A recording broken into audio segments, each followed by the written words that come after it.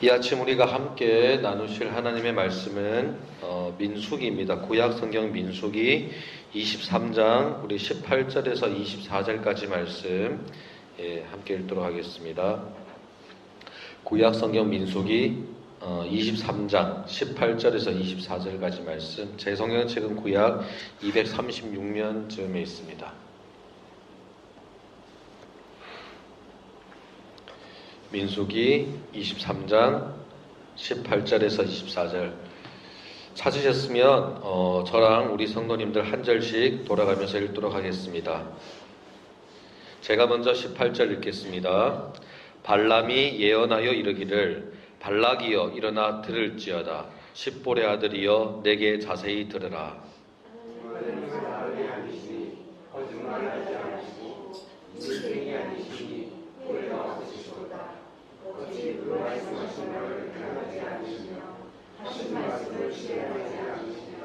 내가 축복할 것을 받았으니 그가 주신 복을 내가 돌이키지 않으리라.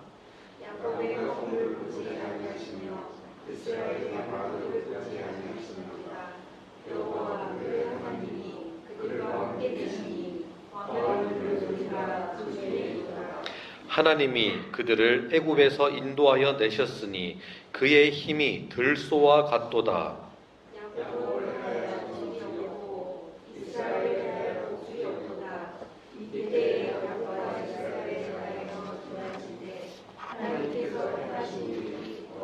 같이 읽습니다. 이 백성이 암사자같이 일어나고 수사자같이 일어나서 움킨 것을 먹으며 죽인 피를 마시기 전에는 눕지 아니하리로다 하매. 아멘.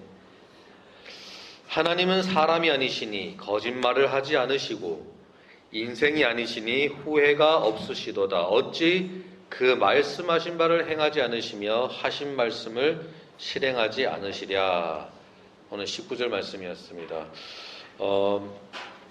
우리가 오늘은 민수기 말씀에서 우리가 은혜를 또 나누며 기도의 제목을 좀 삼고자 합니다. 민수기 말씀은 지금 이게 이스라엘 백성들이 이제 시내산에서 출발해서 이제 가나안 입성하기까지의 그 시간들을 다루고 있는 말씀인데요. 민수기 말이 굉장히 어렵습니다. 제가 어릴 적에 이게 대체 무슨 소린가 했는데 보니까 이제 백성들의 수를 세알린다는 뜻이더라고요, 민수기가. 하지만 이게 조금 더 원래 히브리어의 제목으로 하면 직관적입니다. 히브리어의 제목의 첫 단어는 이겁니다. 광야에서. 민수기의 제목은 광야에서입니다. 조금 전 말씀드렸던 것처럼 출애굽한 이스라엘 백성이 시내산에서 이제 율법을 받은 후에 출발합니다. 그리고는 가나안 땅에 들어가기까지 40년간의 광야에서 있었던 시간들을 다루고 있는 기록입니다. 사실 우리가 모세오경이라고 그러죠. 창세기, 출애굽기, 레위기, 민수기, 신명기 이렇게 5권이 있는데 이 5권이 그런 구조가 있는데 특별히 이 3권 출애굽기와 레위기와 민수기는 이렇게 뭐랄까요, 하나의 구조적인 산과 같은 대칭을 이룹니다. 애굽에서 나와서 시내산에 도착하죠. 그게 출애굽기 19장이거든요. 출애굽기 19장에서 시내산에 도착해가지고 하나님 앞에 서고 레위기에서 율법을 다 받습니다. 그죠? 그리고 그 레위기가 마치고 민수기 10장까지 시내산에 머무르고 있어요. 그러면서 이 준비를 싹 마칩니다. 성막을 하나님 앞에 봉헌해드리고 그리고 거기서 모든 관제를 이렇게 다 재편을 하고 난 다음에 그 다음 민수기 10장에서 이제 광야로 다시 나가서 가나안 땅으로 들어가는 이렇게 하나의 큰 대칭적인 구조를 두고 있거든요. 그 가운데 지금 민수기를 지금 오늘 보려고 하는 것입니다. 이렇게 보면 출애굽기는 애굽에서 떠나 나왔지요. 그리고는 성막을 건설하는 그 내용이 있었습니다. 그리고 이 민수기가 보면 성막을 하나님 앞에 드리고 그 다음에 제사장들의 그 일들을 다시금 정비하고 난 다음에 가나안으로 들어가는 준비를 하고 이 한가운데 그 성막에서 하나님을 만나며 그 시내산 앞에 서서 하나님을 만나며 그것을 율법을 받는 이런 지금 구조인 거죠. 이렇게 살펴볼 수 있는 이 대칭적 구조 가운데 민수기가 자리 잡고 있는데 그 민수기만 보자면 이 안에서 크게 2번에 걸쳐서 백성들의 숫자를 한번 싹 헤아리는 장면이 나옵니다.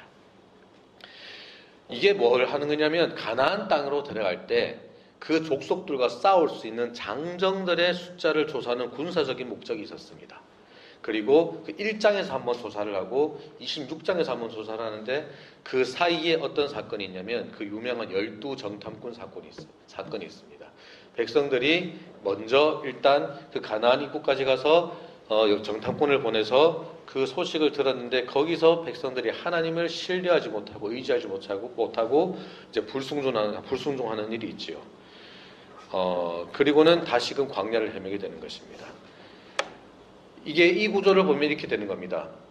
출애굽에 성공한 그 1세대가 이제 시내산에서 언약을 맺고는 이제 가나안 입성을 시도를 했던 거예요.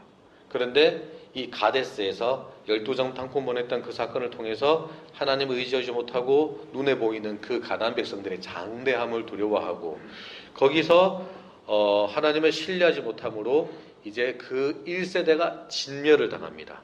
광야에서 40년 동안 헤매면서 그 세대가 다 어그러지고 그리고는 출애굽을 경험하지 못했던 그 후에 광야에서 태어났던 2세대가 이 40년 동안에 형성이 되는 거예요. 그리고는 그 2세대들이 이제 가나안 땅에 들어가기 전에 마지막으로 한 번 더 인구조사를 쫙 하는 것입니다. 그게 26장입니다. 그리고는 26장 이후에 민수기 끝에까지 이제 나오는 얘기가 그 2세대를 향해서 다시 한번 정비를 하고 난 다음에 하나님께서 말씀을 주시는 그 장면으로 민수기가 마무리되는 것입니다. 오늘 우리가 함께 잠깐 읽었던 이 23장 말씀은 이 민수기의 구조를 봤을 때 1세대가 하나님을 신뢰하지 못하고 이제 어그러지고 2세대가 세워지는 이 사이에 1세대와 2세대 사이에 있었던 일 가운데 하나의 사건을 다루고 있는 본문입니다. 그렇기에 지금 백성들은 광야에서 헤매고 있는 중입니다. 40년 동안 헤매고 있는 그 한가운데 있고요. 그 가운데 백성들이 헤매다가 지금 모압 땅으로 진행을 하고 있는 상황이었습니다. 그때 모압에 여러 족속이 살고 있었는데 유명한 사건이죠. 이스라엘의 길을 가로막았던 유명한 두 왕이 있습니다. 아모리 왕 시혼과 바산 왕 옥입니다. 21장 말씀에 보면 나오는데 이 두 왕이 이 이스라엘 백성들이 지나갈 길을 내어주지 않고 막다가 진멸당합니다. 아모리 왕 시온과 바산 왕 옥이 진멸을 당합니다. 이 사건이 이스라엘에게 두고 찬양의 제목이 되거든요. 그리고 이 소식이 주변에 완전 퍼져나갔나 봐요. 그래서 22장에 넘어가면 이제 다른 왕들이 있잖아요. 그 중에 한 사람인 모압 왕 발락이라는 사람이 있습니다. 이 사람이 이 이스라엘 민족이 광야에서 헤매고 있다가 자기들 나라로 온다는 것이 이게 들리는 거예요. 너무 두려웠던 것 같아요. 그래서 어떻게 하느냐. 당시에 선지자로 알려져 있던 발람을, 좀 이름도 헷갈리죠. 발람을 초대를 합니다. 어떻게 하느냐. 발람 선지자요. 지금 저 이스라엘이라는 사람들이 지금 오고 있답니다. 저들을 나를 위해서 우리를 위해서 저들을 저주해 주시오. 엄청나게 많은 공물을 가져다 바칩니다. 발람, 선지자 발람이라고 나누는데 발람이라는 이름의 뜻이 백성을 파멸시키는 자라는 뜻이라고 합니다. 그래서 이 사람이 이 발락의 초대를 받아서 가지 말아야 될 길을 나섭니다. 우리 성도님들 혹시 이 유명한 사건도 아시는지요? 발람의 나귀. 선지자 발람이 나귀를 타고 가는데 여호와의 사자가 그 앞에 나타나서 막아요. 그런데 선지자라는 이름을 가지고 있는 이 발람이 지금 눈이 가리워져 있어요. 그걸 모르고 가는데 나귀가 안 가려고 하는 거예요. 그죠? 그때 발람이 왜 안 가냐고 막 두드려 패니까 갑자기 나귀가 입을 열어가지고 지금 저기 앞에 천사 안 보이냐고 당신의 목을 치려고 지금 기다리고 있다고. 나귀가 막 소리를 지르다. 그리고는 그때에 하나님의 사자가 그 발람을 이렇게 막으려고 하고 있는 것을 발람이 그제서야 본 거예요. 그럼에도 불구하고 발람이 발락에게 갑니다. 그리고는 이 발락의 부탁으로 이스라엘을 3번이나 저주하려고 섰는데 그 순간마다 하나님께서 그 선지자 발람의 입술을 주관하셔서 그 입술에서 나오는 말들이 어떻게 됐습니까? 저주의 말이 아니라 이스라엘을 축복하는 예언의 말씀으로 바꾸어 주신 거예요. 오늘 본문 말씀이 우리가 읽었던 것이 그 세 번의 시도 가운데 두 번째, 발람이 두 번째 그 이스라엘 백성을 저주하려고 섰으나 그 순간 하나님께서 발람에게 말씀을 담아주심으로 그 입에서 나온 말들이 그 어떻게 보면 안 좋은 의도를 가지고 섰음에도 불구하고 그 모든 것을 다 뒤집어서 하나님께서 선으로 만드신 그 사건입니다. 그리고 그 내용이 정말 하나님의 어떠하심과 그 하나님이 이스라엘 백성에게 행하신 일들과 그로 인해서 이스라엘 백성이 어떻게 될 것임을 참 이게 예언적으로 선포하는 말씀이 딱 나온 거예요. 오늘 이 말씀을 통해서 우리가 두 가지 좀 이렇게 묵상을 하고 기도의 제목을 좀 삼고자 하는데요. 첫 번째로 하나님의 주권이라는 것입니다. 이것은 하나님의 주권, 하나님의 주인 되신 권리라는 것인데 성경 전체의 핵심 주제이기도 합니다. 그리고 모세 오경의 중심 주제이기도 합니다. 창세기 말씀 보십시오. 하나님께서 선하게 이 세상을 지으셨지만 인간이 사람이 불순종하고 거듭 이 죄악을 저지릅니다. 그래서 하나님의 그 크신 그 뜻이 다 자꾸 이렇게 어그러지는 것처럼 보여요.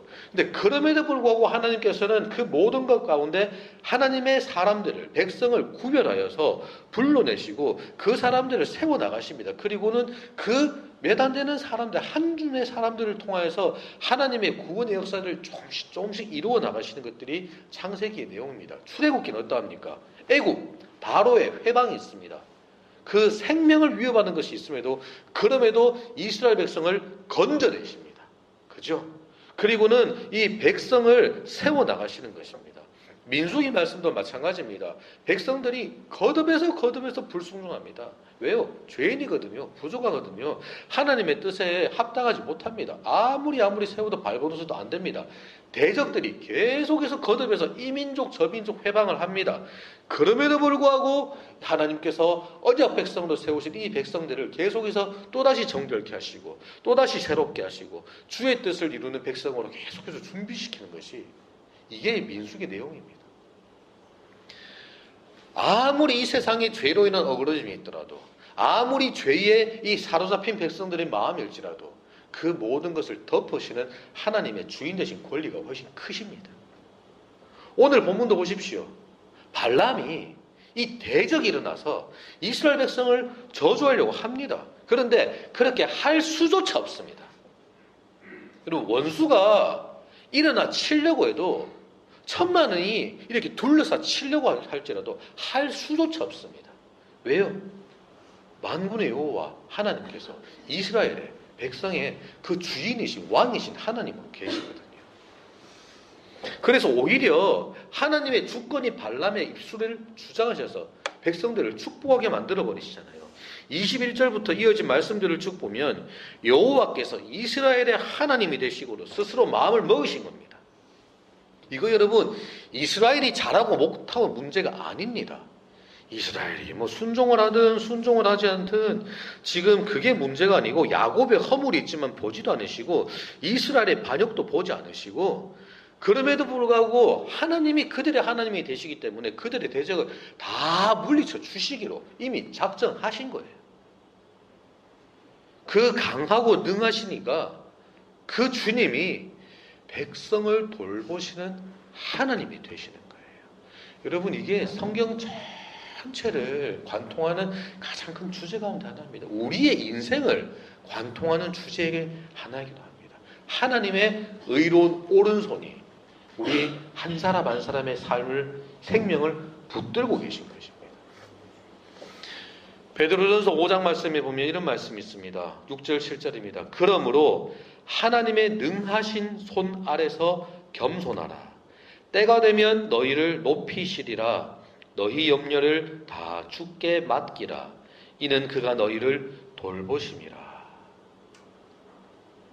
겸손하라 그러는데 단순히 그냥 이렇게 낮추라는 것이 아니라 그 하나님 앞에서 그 주권자 되신 하나님 앞에서 그 붙들고 계신 인생인 우리가 서야 될 자리가 어디인가라는 것이죠. 그것을 항상 생각하라는 것이에요. 그리고 그때에 우리가 서야 될 자리가 이 자리입니다. 우리의 염려를 주님께 맡겨드리라. 왜냐하면 그분이 우리를 돌보심이라. 우리는 돌봄 받는 자리에 있는 사람들입니다. 여러분, 이게 하나님의 백성들에게 주어진 위로인 거예요. 이게 우리가 가질 수 있는 확신인 것입니다. 다른 한 가지 살펴볼 것은 하나님의 불변성이라는 것입니다. 변하지 않으시는 겁니다. 이걸 이렇게 생각할 수 있습니다. 자신이 맺은 그 언약을 변하지 않으시고 끝까지 지켜주시는 하나님이십니다. 본문 19절 말씀에 보면 하나님은 사람이 아니시니 변하지 않으시거든요. 그렇기 때문에 거짓말을 하지 않으시고 거짓말 못 하십니다. 하나님께서 뱉으신 말씀은 그게 진리입니다. 거기서 변함이 없으신 것입니다. 그리고 인생이 않으시니 후회가 없으시도다.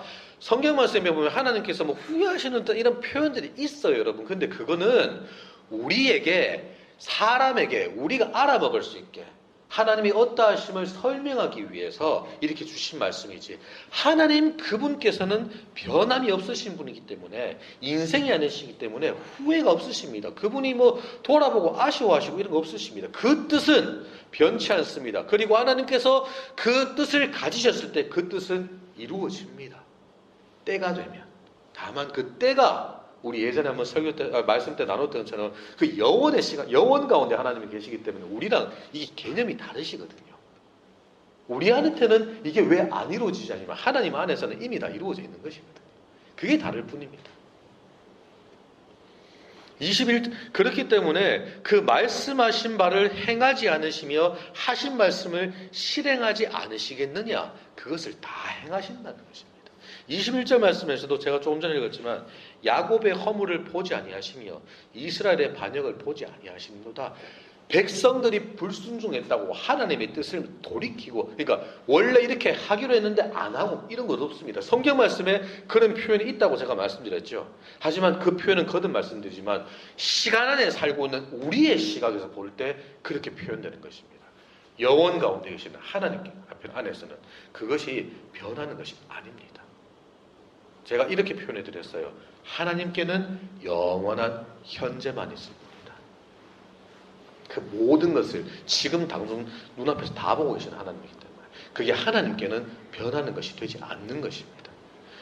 이렇게 했을 때 어떤 사람들은 이 하나님께서 변하지 않으신다는 것 때문에 참 시험을 받는다고 그럽니다. 역사상에 많은 우리 믿음의 선배들도 그랬다고 합니다. 왜요? 그렇다면 변하지 않으신다면 그 감정의 변화도 없으시겠네. 그렇다면 우리의 아픔과 우리의 이 필멸자로서 이 유한한 존재로서 우리가 가지고 있는 이 형편들에 우리의 눈물 이런 거에도 다 무감각하신 건 아니신가? 이렇게 생각하는 사람들이 많이 있었던 것 같아요. 하지만 여러분, 이게 하나님의 변하지 않으심이 그렇게 적용되는 게 아니고 이렇게 적용되어야 되는 거예요. 하나님의 약속은 변치 않으시는 것이구나. 왜냐하면 하나님께는 변함이 없기 때문이구나. 변치 아니하시는 하나님께서 그 어떤 상황과 그 어떤 조건과 그 어떤 우리의 어떠함과 그리고 이 상황과 세상의 어떠함이 있을지라도 그 모든 것을 넘어서 그 변치 않은 하나님께서는 우리를 끝까지 사랑해 주시는 것이구나. 불변성이 이렇게 적용되는 것입니다. 그렇기 때문에 이게 우리한테는 반대로 가장 큰 위로가 되는 것입니다. 오늘 발람의 입술을 열어서 이스라엘 백성들을 축복하게 하신 하나님께서 왜 그렇게 하셨을까요? 이게 하나님의 변치 않으심의 근거이기 때문입니다. 이미 백성을 축복하시기로, 이 백성을 사랑하시기로, 백성을 돌보시기로 딱 이렇게 뜻하신 하나님께서 그 주변의 상황과 백성들이 지금 이 앞뒤로 보면 백성들이 막 이렇게 잘못한 것들 막 나오거든요. 그런 것과 전혀 상관없이 자신의 뜻을 돌이키지 아니하시고 우리를 향해서 끝까지 신실한 당신의 뜻을 이루어 나가시거든요. 우리가 그 안에 들어가 있는 백성들인 것입니다. 이게 우리에게 너무나도 큰 위로가 되는 것이에요. 사랑하는 성도 여러분, 여러분들은 주의 그 선하신 뜻 안에 있는 언약 백성들이 맞으십니까? 여기서 아멘으로 대답할 수 있다면 오늘의 이 말씀을 통해서 우리가 묵상하게 되는 그 하나님의 주권과 하나님의 불변성은 우리에게 정말 이 험한 골짜기와 같은 이 인생을 살아가는, 이 세상을 살아가는 우리에게 더할 나위 없는 위로가 되고 확신이 되는 것입니다. 그렇기에 우리가 이렇게 한번 적용을 해보면 어떨까 싶습니다.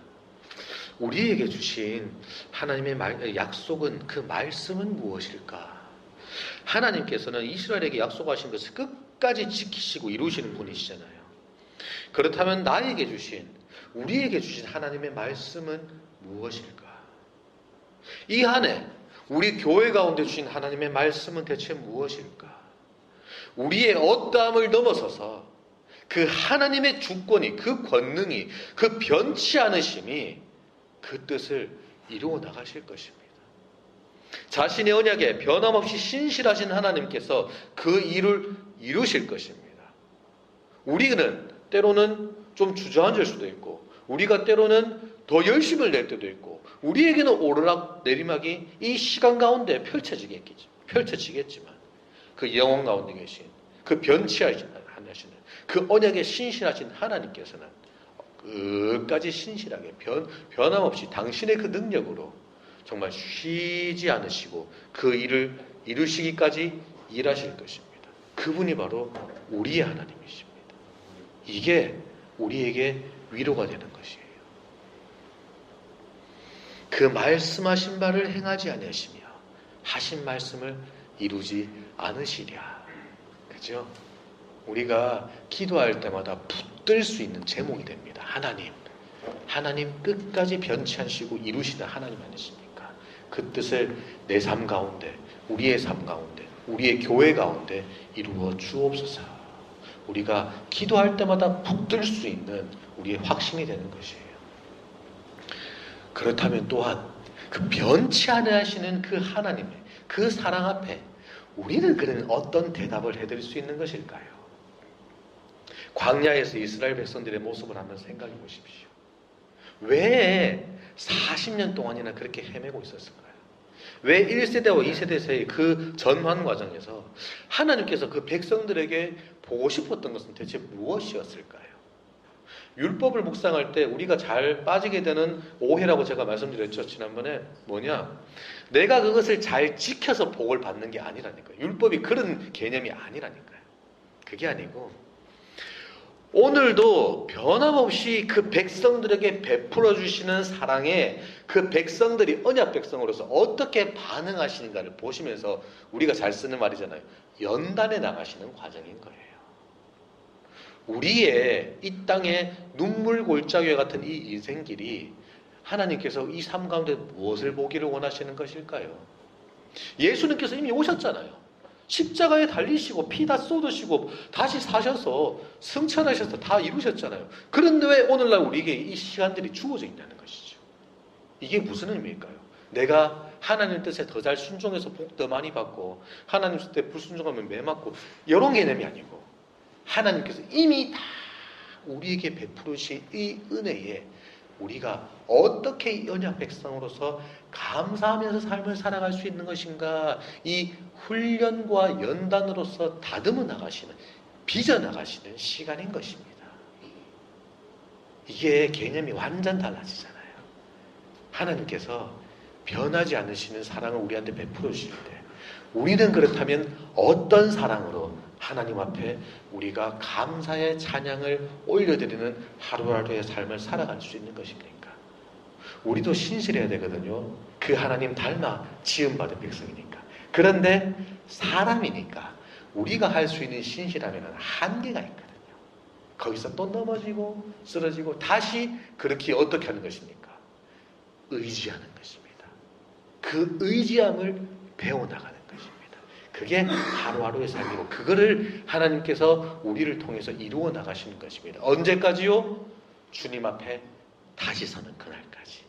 우리 주님 다시 오셔서 모든 것을 다 완성하시는 그날까지. 그래서 오늘 하루도 오늘 우리가 말씀에서 봤던 것처럼 변치 아니하시는 하나님의 사랑을 받는 자들로서 우리도 또한 하나님 앞에 우리가 할 수 있는 최선의 그 신실한 사랑의 고백을 올려드릴 수 있는 오늘 하루의 삶, 그 거룩한 백성이 될 수 있게 하기를, 그렇게 살아갈 수 있는 우리가 될 수 있도록 성령 하나님, 내 마음속에서 나를 붙들어 주십시오. 기도하는 것이 오늘 하루 또한 우리의 기도가 되기를 간절히 소망합니다. 우리 시간 다 같이 찬양 주품에 품으소서 우리 함께 찬양하고 우리 잠시 기도하는 시간 또 가지도록 하겠습니다.